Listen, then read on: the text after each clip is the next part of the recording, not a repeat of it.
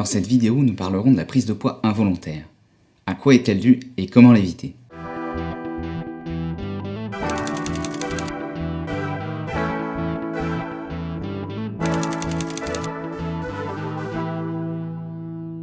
La prise de poids involontaire, elle est liée à deux facteurs. Le premier est l'excès calorique. Le poids est stable dans la mesure où l'apport calorique est égal à la dépense calorique. Et là vous me dites, mais une calorie c'est quoi? C'est tout simplement la quantité d'énergie nécessaire pour élever la température d'un gramme d'eau liquide de 14,5 degrés à 15,5 degrés. Comment ça vous êtes perdu? Bon, pour faire plus simple, c'est l'unité de mesure de la valeur énergétique d'un aliment. En moyenne, une femme a besoin quotidiennement de 2200 kcal et un homme de 2700 kcal. Une femme, pour assurer ses apports caloriques journaliers, et sachant que toutes les calories sont égales, pourra consommer par exemple 969 g de ratatouille, 59,4 g d'huile, environ la moitié, un petit peu plus d'une bouteille d'huile, ou encore 95,6 g de chocolat, soit environ une tablette. Ce qui est correct ici sur le plan des apports énergétiques, ne l'est pas, on s'en doute, sur le plan des apports nutritionnels.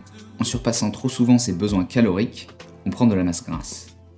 Il est donc important de comprendre que ce n'est pas un repas, ni même une journée entière d'excès, qui font prendre du poids.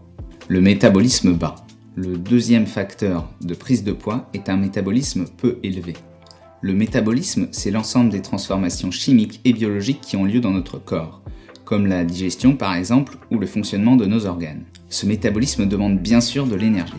En nutrition, on parle souvent de métabolisme basal, ce qui correspond à la quantité d'énergie nécessaire au fonctionnement de notre organisme pour assurer ses fonctions vitales, comme la respiration ou le fonctionnement du cœur. Chez certaines personnes, le métabolisme est ralenti. C'est le cas par exemple des personnes âgées, ou bien des personnes ayant fait de trop nombreux régimes drastiques. Pour expliquer pourquoi faire un régime est une mauvaise idée et pourquoi il faut préférer le rééquilibrage alimentaire, parlons histoire. Au cours des siècles, l'espèce humaine a connu de nombreuses famines.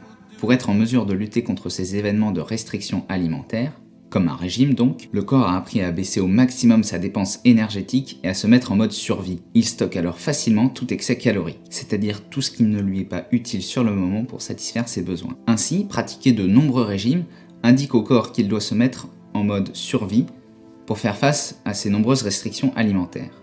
Le corps diminue ainsi donc énormément son métabolisme et donc sa dépense énergétique. Au bout d'un moment, le métabolisme est tellement bas qu'il est quasiment impossible de perdre du poids.